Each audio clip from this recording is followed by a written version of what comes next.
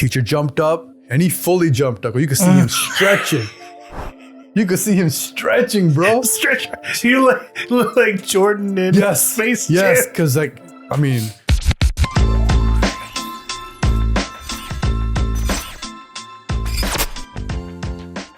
Oh, good sir. Ayo. My man Chico. Ayo. What's good? We dropped the suave, right? We don't come up with that anymore. So now it's just Chico. I feel like that's past the board. It is double board certified. Double board. So not only did I run it through the home board, but I also ran it through the non-home board. Okay. The final boss board. Oh wow. You know who I'm talking about. Yeah. She had to give her stamp too. She gave her stamp? She gave her stamp. All right, man. See, I told you I get you. You challenged me. I got you. We had to remix it a little bit. We had to readjust it a little bit. There's enough vagueness there. Correct. That it works. Correct. and I love what Antonio did with the thumbnail. Give you a little swirl. So thank you, Antonio. That was a beautiful touch. So Antonio, I can have a talk. Okay. Much appreciated, sir. Because so far he's given me the swirl. He's put me in the Elsa hair. And you asked for it though. You sang the song, man. I think Antonio having a little fun now. We have to have a little talk. I love it. Talky talk. Hey, he gives me some creative body types. He's gotten you a few times, but the Elsa. Elsa was classic, man. That's a screenshot. I saved that one. These are all gonna come out one day. Hey, I'm gonna make a collage of them.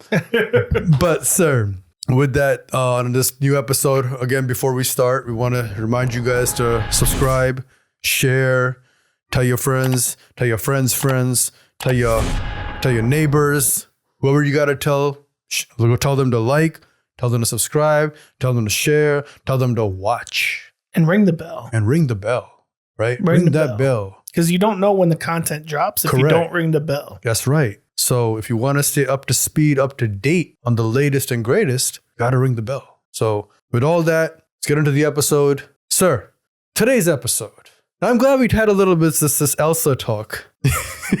Why? Are we going to let it go again? Hey, don't do it. Don't do it. He may put it back on you. I thought about it. And I was like, nope.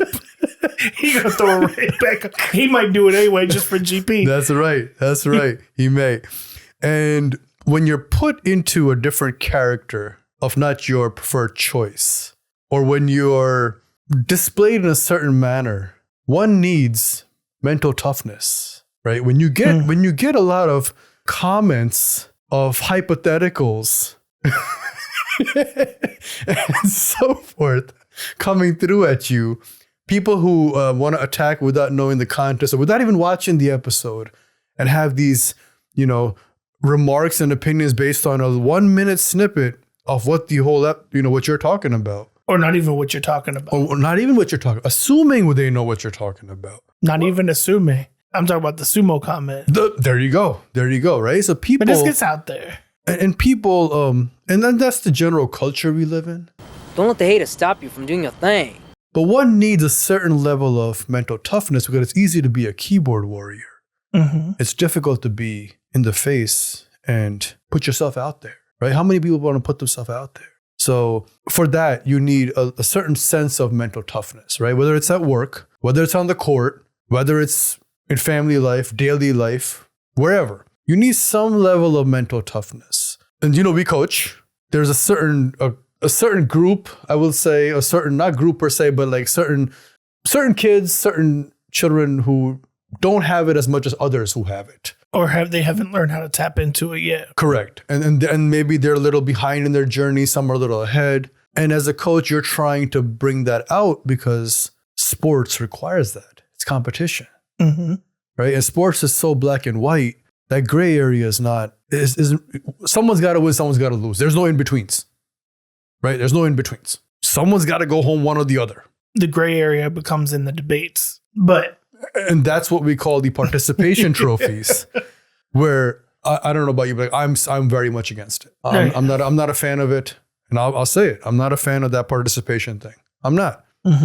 And I will challenge you to step your game up. You ain't got to be the best player, but you do have to give your best, is what I ask. And however we get that out of you, we're going to try to get that out of you. But you got to come in and give it. So with that whole concept, today's episode is about mental toughness. But mental toughness, what? Play a little bit of a draft maybe style, or maybe a game. What we will pick our top 5 mentally toughest players in the league. And are we talking about basketball, We're football? talking about basketball. Okay. Right. In our basketball, so you have a starting 5, 6 man. I could tell you right now, I'm probably gonna break a lot of rules today. I'm gonna color outside the lines, and there just seems to be a theme with either you or me. One of us is doing it. One of us is doing it. So it might be my turn this time. Okay. To do that. But what we want to do is talk about our top 5 or 6 mentally toughest players in the league right now, and why so. Right? So, and these may not be your superstars. They may be who we don't know. You threw me a curveball. You said in the league right now. No. So let me go back. Okay. I apologize. Oh, I was about to say. I'm gonna come back. That is not what we discussed, sir. That's really colored that is outside what the we line. discussed. No. Our mentally toughest players. And the board's open. Except, like always, removing the obvious. Removing the obvious. And we try not to go the obvious. We try not to do the obvious. Right. Although somebody will tell us that we missed Kobe. I'm sure somebody will tell us that we missed Kobe. But yes, we are trying not to go with the obvious ones. Okay. So again, disclaimer, personal preference. So before we can we let that marinate for a second? Sure. Before we do that, I'm gonna little cool. curveball. Let's do it. Yeah, it's baseball. I'm gonna throw a little slider in here real quick. Okay. When we talk about mentally tough, we talked about us coaching. I feel like there's a story of something that may have happened recently that you could possibly share about maybe some kid ballers being mentally tough and maybe doing some historic type of things. This guy. I mean, I'm just saying, like, I think it adds to the conversation about I wasn't going to bring it up. I'm on no pressure. No pressure. But sure. You we can go straight into that. No, that's fine. We'll talk about it. So we had my son, his school, they have every year they do a student versus teachers, like many schools do, right? Students versus teachers basketball game. Is that the one you're talking about? Mm-hmm. So this season, for the last 35 years, is what the person who ran it, that whole event, said that for the past 35 years that the teachers have never lost, ever. And last year, the teachers wiped the kids, like wiped. So they went into this whole thing like, all right, we gotta, everyone's like, we gotta do it, at least put up a fight. And the teachers coming in, obviously, we're gonna wipe them again. No, it's just generally the same kids again. And they only allow the 4th and 5th graders to play. So last year, my son was in 3rd grade. He couldn't participate. So now the 5th graders are gone, the 6th, right? This year. The 4th became 5th. Now he's eligible to play. So he's in 4th grade, eligible to play, came into the game. The rules in this game, though, are this. You're only allowed to play 1 quarter. Okay. So they didn't play the whole game. Oh, wow. So what they generally do is they wait for the best kids. They group them up. They do a scoring thing throughout like a week, and you do scoring competitions to see who scores the most points, and those kids get to be on the team, who get to play against the teachers. So my son, he scored the most in the whole school. And so he got to be on the team. He got to play. They selected him to play in the 4th quarter. Okay. As the best, one of the best kids. There were 4 other kids, obviously, who got to play in the 4th quarter. The funny thing was the 4th quarter squad was all 4th graders except 1 5th grader. But that tells you like that group of kids who were in 3rd grade last year were the better kids. And the same thing, teachers came out. The other lesser players played in the 1st quarter, 2nd, 3rd, whatever. And the score was lopsided. It was lopsided. Like it was like by the time these kids came in, it was 18 to like 36, I think, or something like that. Ooh. So, and in a quarter, now you have to make this up as like 4th, 5th graders, right? Like, stop it. But lo and behold, something happened where these kids came back, tied the score at like, I think 41 each. And I do got to say, though, the gym teacher, bro, that guy can shoot. Yeah. Oh, my God. He can shoot. I was thoroughly impressed. We went to go watch it in person. I was thoroughly impressed, man. He's 60-something. Man got a shot. That's the one thing will never leave. Correct. All the other skills might go. Exactly. The shooter's going to shoot. And what's crazy was, like, watching his game, he had handle. He had vision. Passing was on point. I was like, man, if he was younger, he was probably a great player when he was younger. So, yeah, and they were just feeding him, and he just kept draining. It was wet. It wasn't even like a clank. It was clean. So I watched him. I really enjoyed watching him play. And the kids came out in the fourth quarter. They made a comeback. They tied the score, went into OT. First time ever in the history of the school, game went to OT. So now there's a 2-minute OT game, and everyone's going wild, crazy now. And the kids are like, yo, whatever. And so now the fourth quarter squad got to play an extra 2 minutes now in OT because technically they deserved it. So game starts. They start off slow. The gym teacher comes by, bam, bam, like from deep. And now it's like, oh, God, it's pretty much out of reach. Like the teachers are going to secure this win. Something happened. I don't know what it was. The kids made a little comeback, a little mini comeback. Came in, made a couple layups, made some deep shots. Some of them clanked and got lucky, bounced in. And we're like, oh, we got ourselves a game because the teachers called a timeout for the first time ever to discuss a game plan, bro. They're like, well, we can't stop these little kids. They called a timeout, which was crazy. And we're as parents like, what is going on here? And the kids are hype. They got momentum on their side. Teachers came by. One of the teachers made a pass, and my son stole it.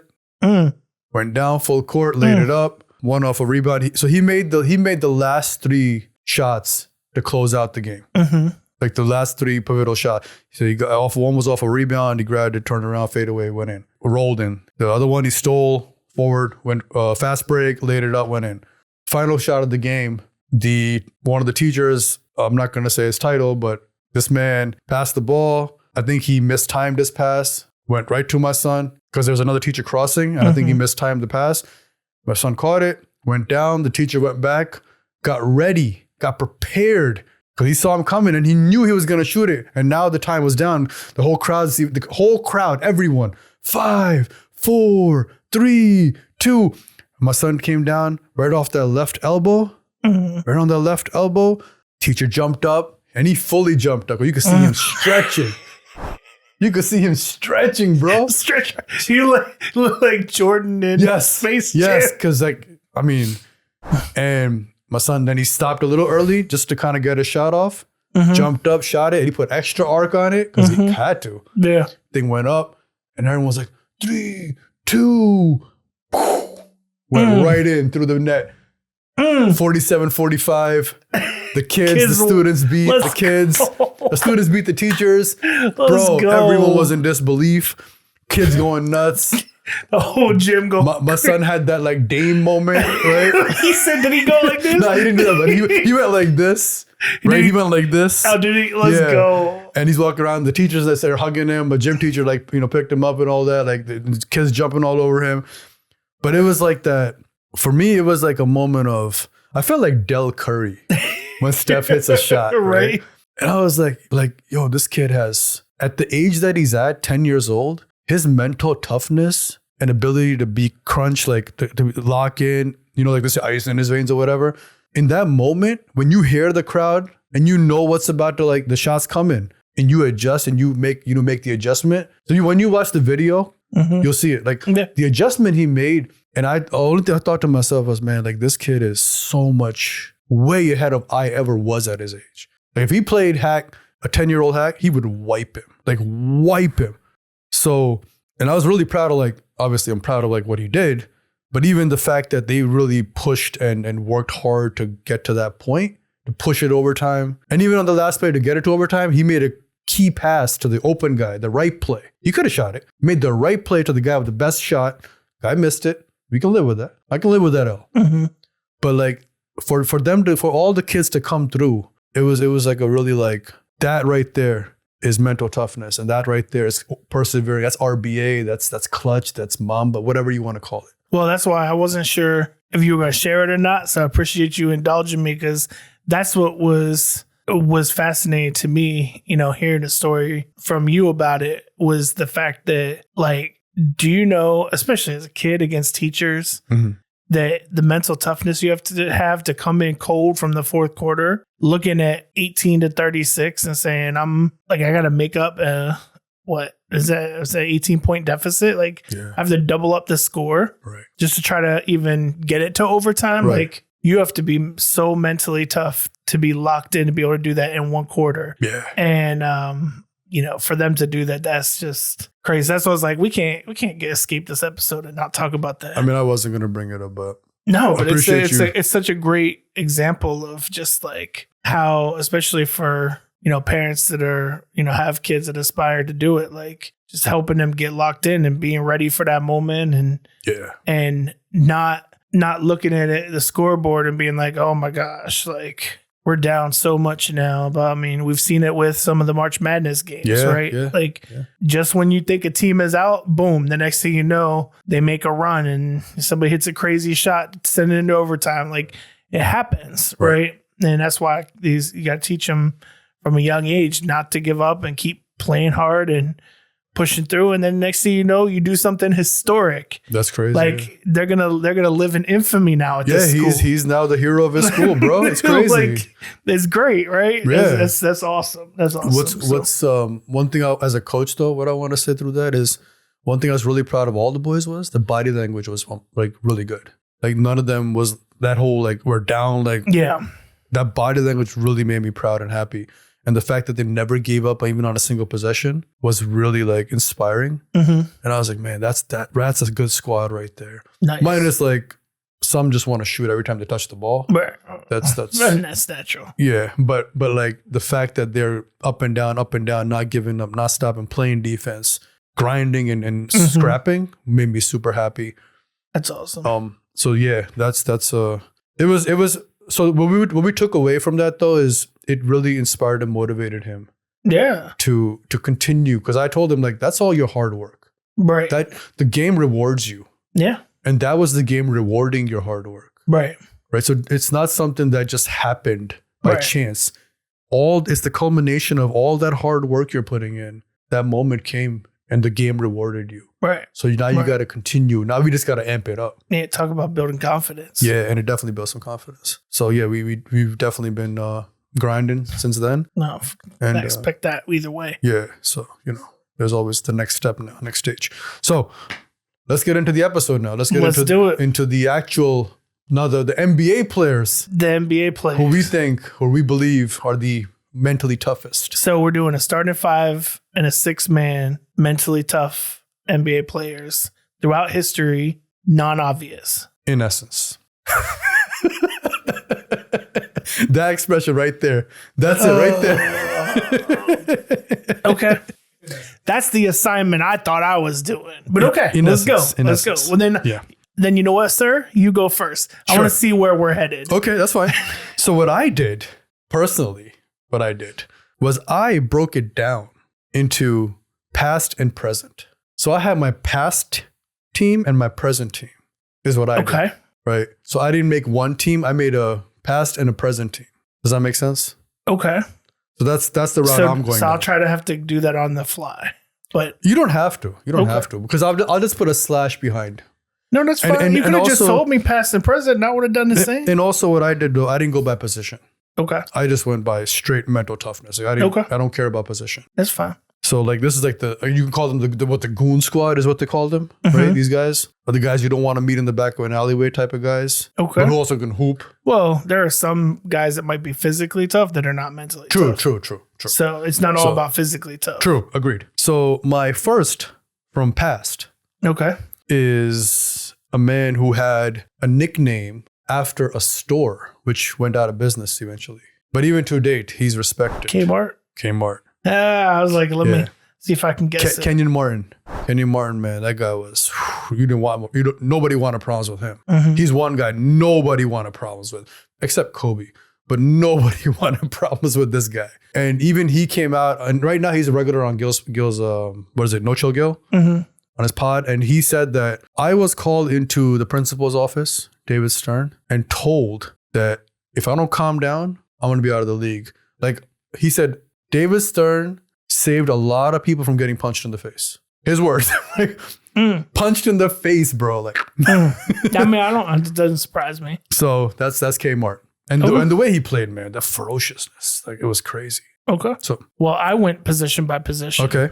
My throwback point guard also has a nickname, not after a store. Okay. He's Mr. Big Shot himself. Oh, yes. Chauncey Billups. Chauncey Billups. So he was Great my point guard because again, you think about physically tough, but also not only was he physically tough when it came to the defensive side of the ball, but he was also had that clutch gene when it came on the offensive side. And when you get your nickname is Mr. Big Shot, like there's no way to be more mentally tough. And to see all of that culminate with their run against ultimately then the Lakers that they won the chip over with no real quote unquote superstar. Right. Nobody that was considered a superstar at that point in time. Right. I mean, just talk about overall toughness. And then when you want to take mental toughness translated to becoming a coach in the league too, you gotta have the mental side of the game. So that's a good one, Mr. Big Shot. So I'm gonna stay on track with that same thing. So now you're going new? No, I'm gonna stay old. Okay, I'm gonna stay old because I want to stay on track with your guy there because your guy was a Piston point guard. I'm gonna stay with that. Isaiah Thomas, one of the mentally toughest players, especially in an era when punching somebody in the face only got you a technical. Right? It only got you a technical foul. So Isaiah Thomas, a guy who carried a squad that nobody thought could even smell the finals, to win the finals, to beat a team that was at the top, the Lakers, to beat and go through the Celtics with, again, no real that type of superstar like Magic and Bird. He had to pay, and he was one of the smaller guys in the league. And because bad boy Pistons, one of the probably most hated teams at that time. And even now they have a mark, that bad boy Pistons. So Isaiah Thomas, a guy, he's one of his games, I can't remember exactly which game it was, rolled his ankle, couldn't walk, barely could walk, came back, scored clutch bucket after clutch bucket after clutch bucket, and they won the game. So I gotta give Isaiah Thomas all day. And this is Isaiah Thomas, not the now Isaiah Thomas, the Pistons, Bill Laimbeer days, Dennis Rodman, Isaiah Thomas. Correct. Yeah. Okay. So we'll just continue on our throwback theme then. Sure. I'm gonna get one you'll never guess my shooting guard ever. I could give you 100 guesses. Really? You'd never guess this person. Okay, let's try it. 100? No, not 100, but just okay, go ahead and guess. No, but you got to give me some clues or hints. So he was definitely known as a tough-nosed, hard-nosed defender, but he also was there to hit clutch shots when needed. And specifically, he harassed many of your favorite shooting guards in the mid-2000s on a couple of different teams. But he was, I don't want to give away too, like if I say too much, you might be able to get it. So, but hard-nosed defender, definitely was known for that. But he was like a 3-and-D before they really called them 3-and-D. And it's not Bruce Bowen or Tony Allen. I'm going to get it out of your system right away. I didn't pick, I wasn't thinking about it. But he's a lesser known one. But I mean, he came up with some clutch moments for sure. I told you're never going to guess it. I'm not. I'm only thinking of one guy. But he's before that time. Which is? Xavier McDaniel. No. And he was also another one, but no. Raja Bell. Yes. Raja Bell. Yes. I was almost wanting to say specifically his battles with Kobe. Like that would have given. But that was like that was gonna give it away to you. No, Raja Bell. Yeah, Raja Bell. Yeah, agreed. Agreed. When he was on those Phoenix teams too. Yeah. And he was just he would get in there and scrap. Right. And he wasn't a fake tough guy. Oh no. But he'd also make good plays too. He wasn't making the wrong plays. Right. So yeah, well, except when he clotheslined Kobe, that was an emotional play. But that was, it was a different league back then. It was. Okay, that's a good one. I'm gonna stay back within throwback. This is a guy who, if I tell you his nickname, it would be too easy. He just go ahead. He had battles with Jordan. He had battles with Jordan, and they in the finals. and they really went at it. There's even a meme about it where you probably know this is the glove. Gary Payton, one of the best trash talkers, smallest guys. he was one of like the smaller point guards who was posting up. Yeah, which was crazy, right? To something's like up here has got to be like that level of confidence to be a smaller guard, like 6 feet tall, posting up guards and small forwards and still playing and still coming through successfully. Yep. And talking trash, not even just a little bit, like really talking trash. Like he's known as one of the best trash talkers. Yeah. He was nasty with it. And just in the trash talking. He was very. There was no like borders. He went anywhere and everywhere. He was like his era's KG before KG came out. Correct. KG like was a page off of his book. KG was like, oh, let me learn from you. Yeah. So like Gary Payton. Okay. And who can also Hall of Famer, can go get you a bucket, can get you dimes, what you need. So one of the things I think of when it comes to mental toughness is the ability to be completely unconscious when you have to knock down big shots. Yeah. I mean, not only are you like, regardless of whether you can defend or not, if you can just play serviceable defense, but you can come in the game and hit big shots to the point where that's what you are known for and win multiple rings doing so, when you get your nickname to be Big Shot Bob and Robert Horry, man, he was nasty. Oh, he was nasty, and he was trash talking too. And he was trash talking because he knew, like he could just come in the game and like he didn't have to do nothing the whole game. Right. He didn't have to do nothing. Right. Shit, the whole game. Yep. And they'll put him in that last possession. Boop, snap. Right. Game. Correct. Like just too easy. No, it's too easy. Too easy. And to be that locked in, to be like, I'm gonna be a role player, but I'm gonna come in and I'm gonna hit these big shots. He's a star in his role. He's a star in his role. Not even star. He's a superstar in his role. Superstar. Yeah. Super duper star. Even to the point now where I don't know if you know, like the NBA does this, like, so when every time there's a game winner, like end of game winner, they rate them. You know what they call those? What they rate them on? The Horry scale. Yeah. Yeah. It's the Robert Horry scale. It's crazy. I mean, the impact that he had on the game from those shot makes so many game winners. Like, yeah, absolutely. Just you have to be mentally locked in. I think about him and Steve Kerr as Steve Kerr doesn't get the credit that he deserves. But Steve Kerr didn't hit as many. He didn't hit as many big, but he's to be mentally tough to Michael to say, hey, listen, like the game winner in the finals, I'm gonna give it to you. Be ready, right? Or he's telling Michael, I'll be ready in that clip. Yeah. Like or after getting punched in the face by Mike. What else is he gonna say? But I mean, I'll give it to you. But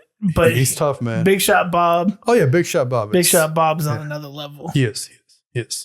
Okay. I got another. I'm gonna stay with the point guard theme from my past. This guy was known as, some people hated him, despised him, and he wasn't flashy. He wasn't like one of those like games where you say, oh, or if you look at him on the street, you're gonna say, oh, that's an NBA player. He's just one of those guys. However, he was on the dream team. No, exactly. You'll never think of him. But he was one of the mentally toughest players out there. And even to the point where Gary Payton came out and said that he was my toughest matchup because I could not rattle this guy. Oh, I talked to him the whole game and he wouldn't respond. He wouldn't even show expression. That's mentally tough. John Stockton. Yeah. John Stockton he's a Hall of Famer. He can go get you a bucket when you need one. He can get you assist leader, can get you assists when you need one. Scrapped, grinded. And if Gary Payton, who is known, says it himself, I'll take it. But that's not coming from some random person like you or I saying it. It's Gary Payton saying it. So yeah, John Stockton.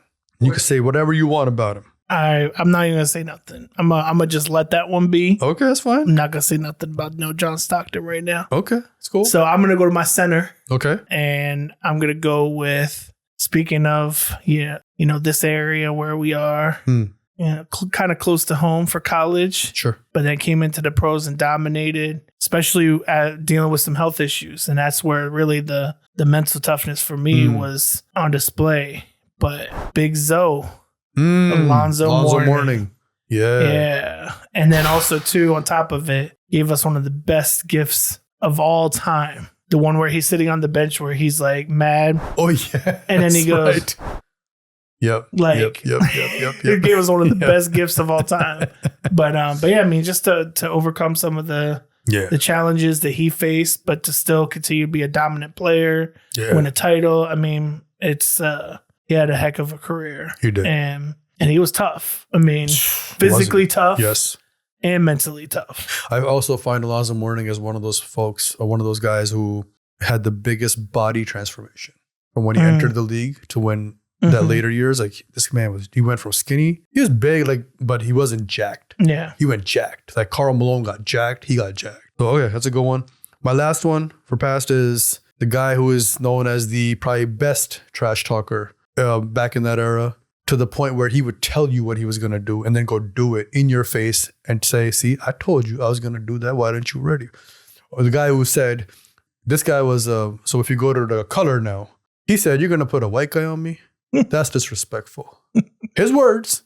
You know what I'm talking about now? No? I don't remember. This man he played a game against your Atlanta Hawks, and he said, I'm going to play this whole game left-handed. Shot left-handed, 3-pointers with hands in his face, to the point where the Atlanta bench players were celebrating and jumping over each other. And they got fined later for celebrating every time Larry hit a shot.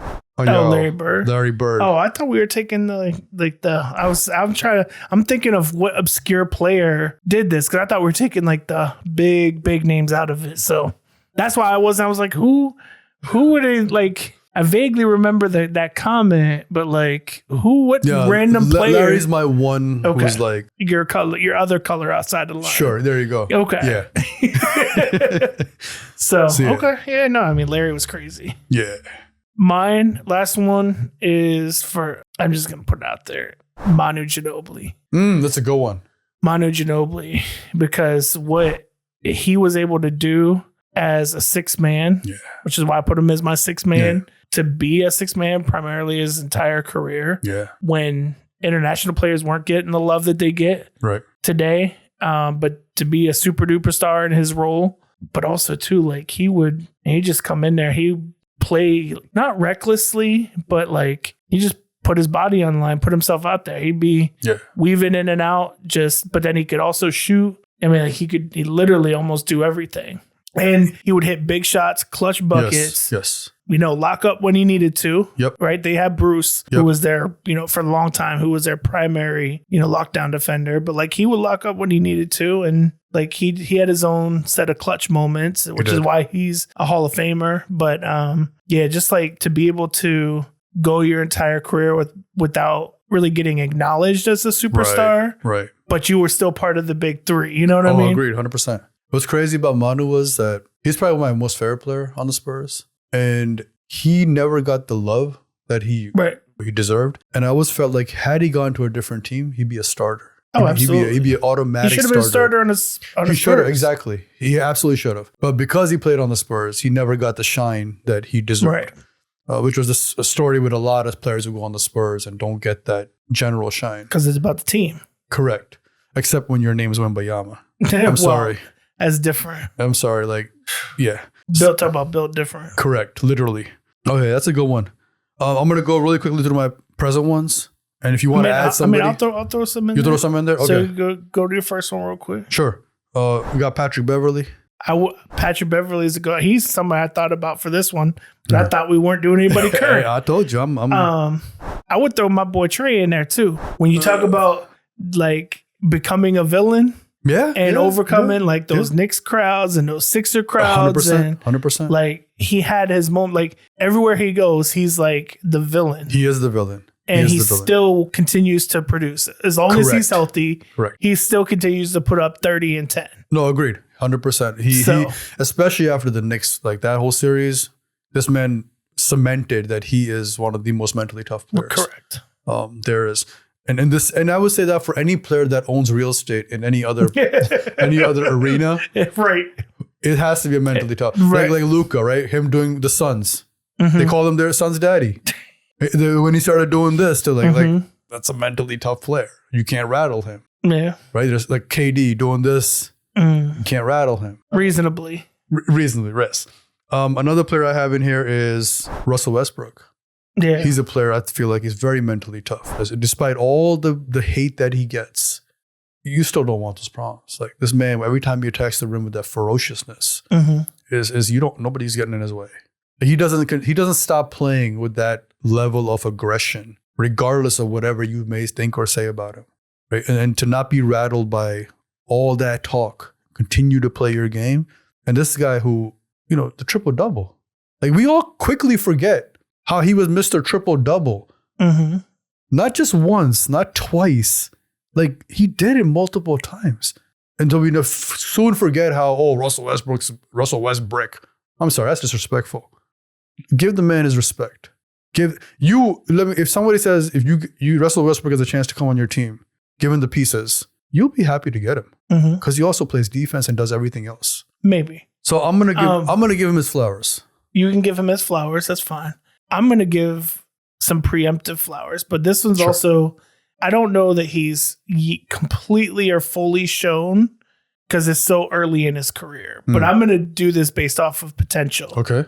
For my shooting guard. And I'm going to give it to the Ant-Man. Oh, yeah. Anthony Edwards. Because I do believe from the glimpses that he's shown that he is mentally, he don't give a fuck about nothing. Oh, yeah. Anything. Like he just out there. It's his world when he's on the court. And he gonna yam it on you. He gonna cross you. He gonna drive in. Like he gonna do whatever he wants to do. Yes. Whenever he wants to do it. Yes. And then he gonna laugh about it in the post game interview. Correct. Even with the dunk. And he was just like, "Oh yeah, that was my best dunk ever." Right. Like just ate him up. Like he ate John Collins up. Yeah. So when I think of Anthony Edwards, I think of absolute fearlessness. Yeah. Like complete, like you know how Ja plays, he attacks the rim. I think of like Anthony Edwards is a more efficient version of and more skilled version of Ja because he can do everything. You saying some wild words there? I'm not. There's nothing wild about that statement. Get some people riled up. There's nothing wild about that statement. Anthony Edwards is a more skilled version of Ja. Okay. And my other guy I have is prime Derrick Rose. Okay. Derrick Rose was mentally tough as they come. Even when he came back from the injury, like he had those crazy games where he scored a ton of points, and for him to go through what he went through and to come back, I'm gonna Derrick Rose at that point. Even at that point, when he was in his prime, MVP Derrick Rose was giving work to all of y'all favorite point guards. All of y'all favorite point guards didn't want problems with Derrick Rose. They avoided Derrick Rose. There were games when players would be injured or on IR or DNPs because Derrick Rose was coming to town. It was like that. And there are clips out there of your favorite point guards getting the work from Derrick Rose. The work. Yeah. So did you go with the full 6 for your others? I did. Okay. So my next one, I'm going to go unconventional with this one. Sure. I'm going to go with Mikal Bridges. Okay.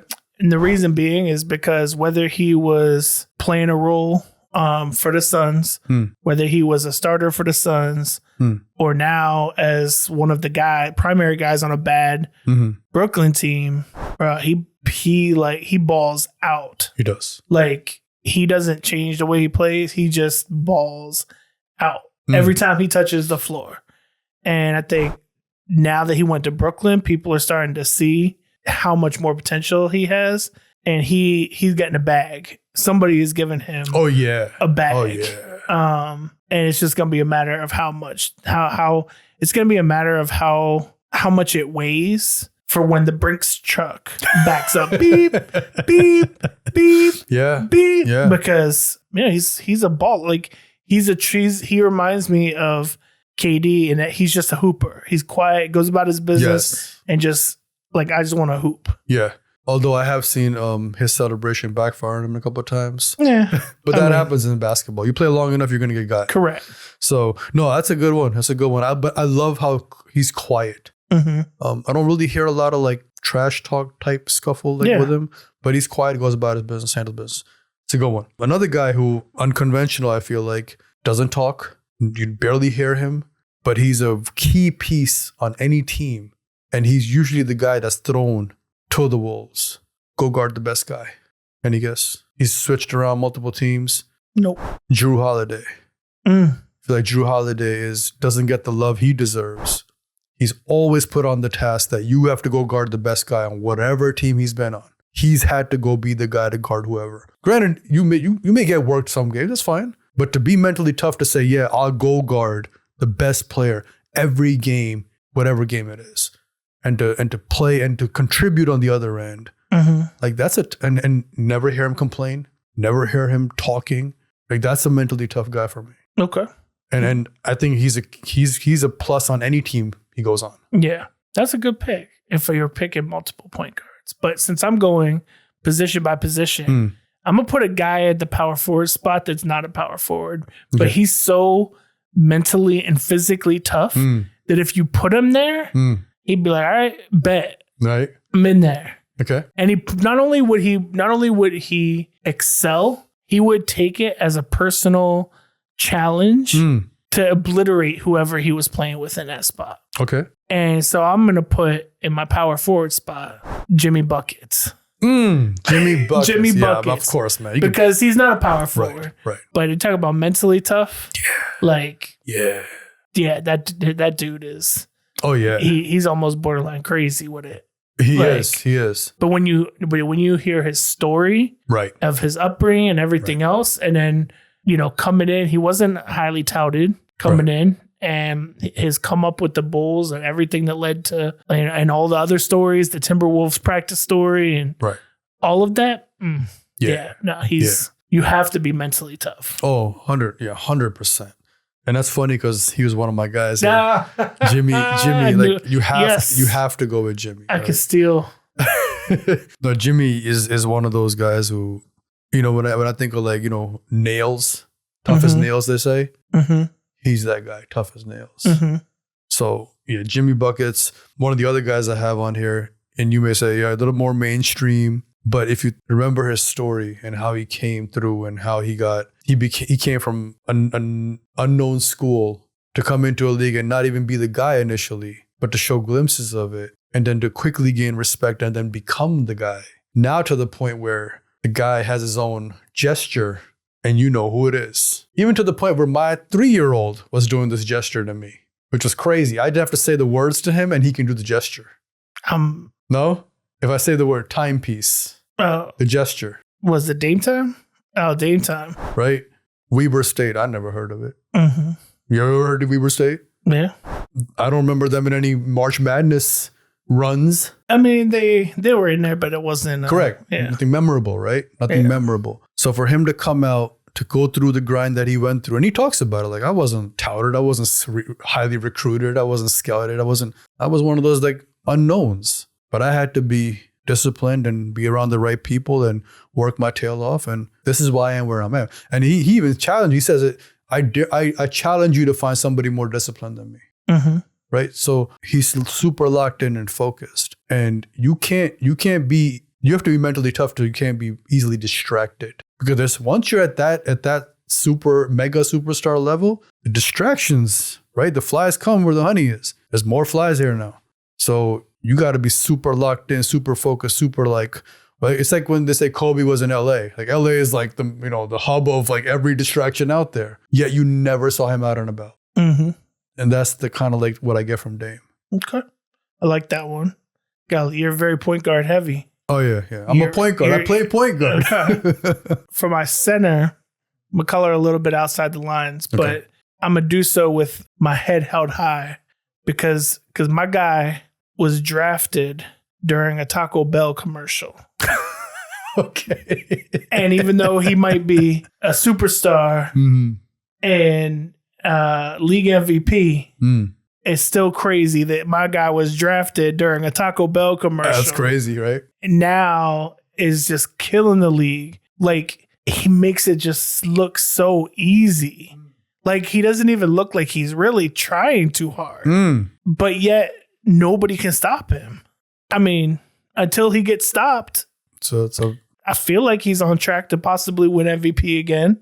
Okay. I feel like they could end up repeating. A very good chance of that. Like, okay. But like, he does it with such ease and finesse. Like, yeah, it's true. And then he wins the chip and he's like, oh, okay, my job is over. Let me go back with my horses. Right. Like he doesn't care about the glamour and the fame. And like, this is literally a job. It's just a job that he just happens to be the best in the world. It's crazy. And talk about body transformations coming up. Like you said about Alonzo Mourning. Yeah. You talk about like, and even though he didn't like get completely jacked, but I mean, he went from like, you've seen the memes of the picture of him in the car. Like, this kid's cooking the whole league now. Like, he is. Right. It's crazy. Just in case you didn't know who we're talking about, please. Oh, yeah. Jokic. Yeah, Nikola Jokic. The Joker. Like, I mean, if anybody doesn't know, then maybe they shouldn't be listening.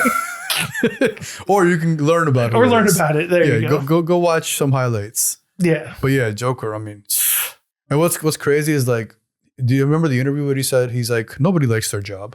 And here we are thinking NBA players is the dream job. Right. Except an NBA player saying nobody likes their job. Yeah, nobody likes their job. Where other NBA players came out and concurred and said, yes, agreed. Yeah. We don't like our job. We like playing basketball, but we hate everything around it. Right. The grind is different. Not even the grind, the drama, the politics, the media, all that stuff we do not like about our job. Yeah. Well, so they get paid handsomely. Hey, well, you get paid to do what you do. So correct. Yeah.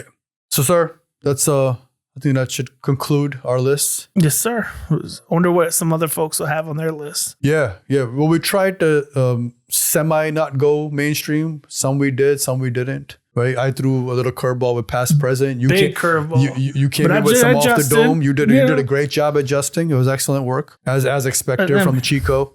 So. So with that, sir, let's wrap up. Yes, sir. All right. So remember to, again, like, share, subscribe, watch, tell your friends, tell your neighbors, tell your friends' friends, tell whoever. What? Throw some ad-libs in there. What? And with that, until next time, remember social media platform @Think RBA. Until next time, again, @Think RBA. Peace. Peace.